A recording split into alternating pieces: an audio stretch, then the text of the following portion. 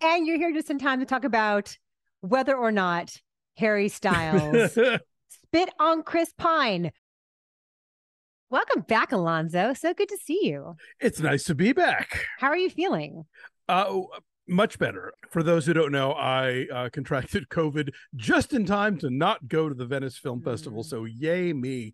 But I did the Paxlovid and, within a week I was testing negative again. So my symptoms were all very minor, except for just being like super exhausted, and brain fog is real. Because I was supposed to, I had seen 3 Venice titles before Venice started, and then I was going to try and go ahead and review. Responding to emails would make my eyes swim. So I was like, I cannot, no, I'm out. So anyway, but now much better. Thank you.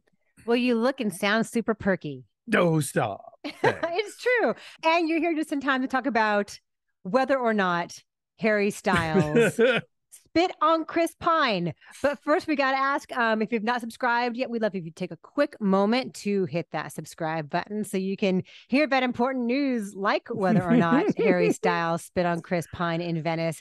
And Alonso's back and healthy and perky. So join us. Oh, God. We will talk about Don't Worry, Darling when Don't Worry, Darling opens. But boy, that movie cannot catch a break in terms of anybody talking about anything about the actual film. It's all the peripheral stuff, including it's cursed. This movie is cursed from the get-go, because so much has happened in the last couple of weeks. Like Shia LaBeouf supposedly was going to play the lead, and we have conflicting reports as to whether he quit or he was fired. And Olivia Wilde says that she fired him because he would not help to create a safe working environment based on reports about how volatile he is. And he's like, I quit because you didn't have your actors ready in a way that I need for my process.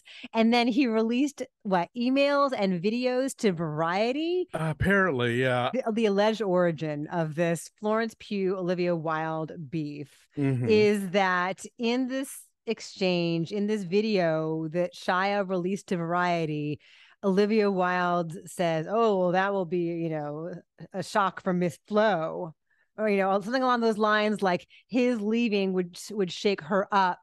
Let's shake up Miss Flo. It's something along, I'm paraphrasing, but it was like an intentional means to put her on edge. And so that is supposedly why she has been making no eye contact with her own director at Venice.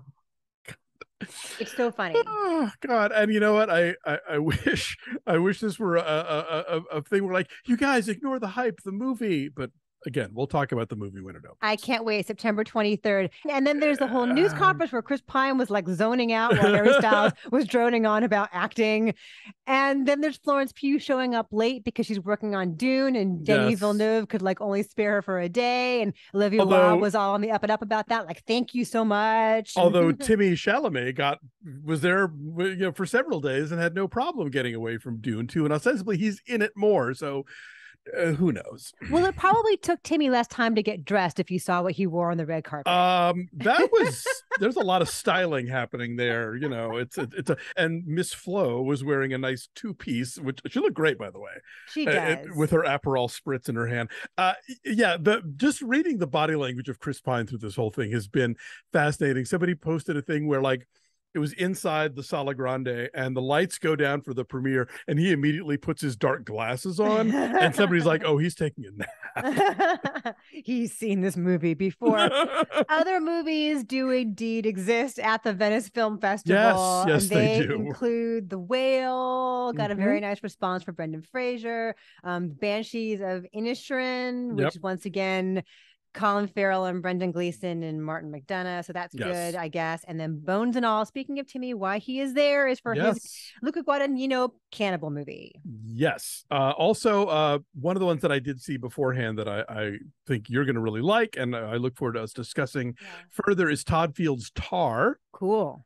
Really great Cate Blanchett performance. You may recall I was not a fan of her work in either Nightmare Alley or Don't Look Up, but it's like, oh, this is, thank you for reminding me why you are Cate Blanchett. Yes, and that also premiered at Telluride, right? I believe it did, yes. Right, so this is supposedly like peak Kate Blanchett work, which is saying something about Kate Blanchett's incredible career. So we'll definitely talk about that when that comes out. Yeah, Telluride's going on concurrently. They have the new Sarah Polley, Women Talking. They have Bardo, the new Iñárritu, and which also premiered at Empire of Light. Venice. Yes, Empire of Light, which shot by my pal Roger Deakins, and Sam Mendes directed it.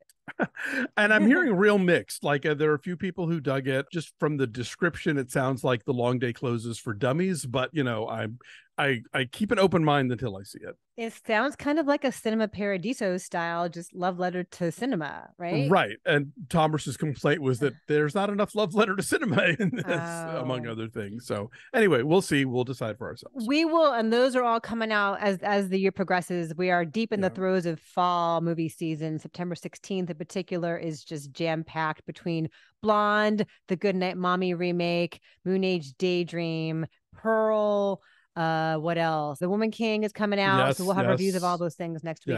Toronto starts later this week, so between these three festivals, this is pretty much like the starting gun of Oscar season has gone off. For sure. And like the doldrums of late August, early September are over. All the really important stuff is starting to come out. And along those lines, I know how sad you were to miss talking about trailers with me the past couple of weeks, but we had trailers for Goodnight Mommy and then White Noise, the new Noah Baumbach. Also premiered at Venice. There you go. And then also Empire of Light. Yes. And Pearl also premiered at Venice out of competition. So there's a lot of that happening right now. So it's a magical time for the cinema. It is all there. We got to talk about Arcade Fire.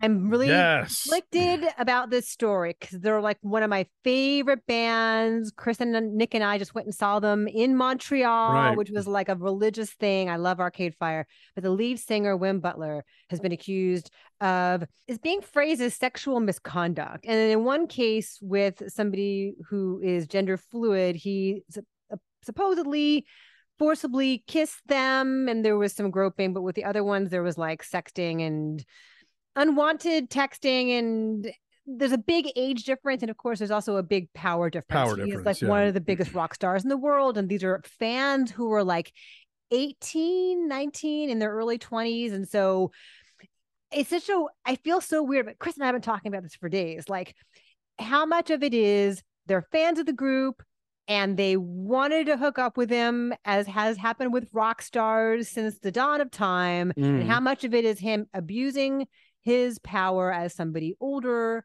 It's not like he was a boss of theirs or somebody who could give them a job, but was he taking advantage of their youth? And I don't know. Actually, I think one of the people did have some connection to the music industry, if I recall. Yeah, I mean, this maybe falls in the category of why not both? I don't know. But yeah, it seems like, it is the kind of thing where it's not like, one sort of random, like they're like, what, 4 or 5 people? It's 4 at least. people, yeah. 4 people, who are kind of coming forward with sort of similar track records. And yeah, it's a bummer, especially because I think he's one of those people who kind of has trafficked in the sort of sensitive guy, imagery.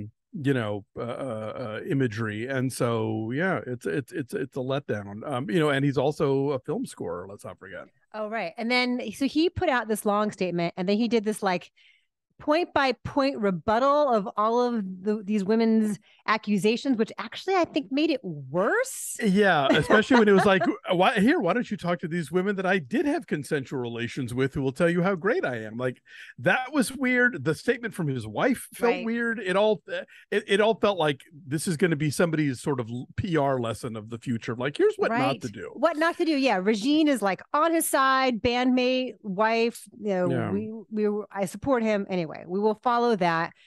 Radio stations are pulling Arcade Fire's music. Like Feist was going to open for them and now is not. Anyway, it's a thing. Our friends at the Spirit Awards have joined the Gothams and other awards groups in now giving out non-gender specific acting awards. This has been in the works for a while, I know. And yeah, I think that we're seeing this is the wave of the future, because we're more and more you have performers who are comfortable in their non-binary identity, and even playing non-binary roles in films. And so I think the paradigm of actor actress isn't work for performers like that. And it's kind of the last category where we still do that. I mean, there's, screenwriting and, cinematography and editing, like we don't make those distinctions. So I don't know why, necessarily we're married to do it for acting. It's controversial. It is, but we've always done it this way. Exactly. Speaking of people who have always done things a certain way and don't really want to change how they feel, Rob Schneider. Rob Schneider says he's willing to give up his career for what he believes in. Well, I'm willing to give up all of my uranium for what I believe in. I do not have any uranium.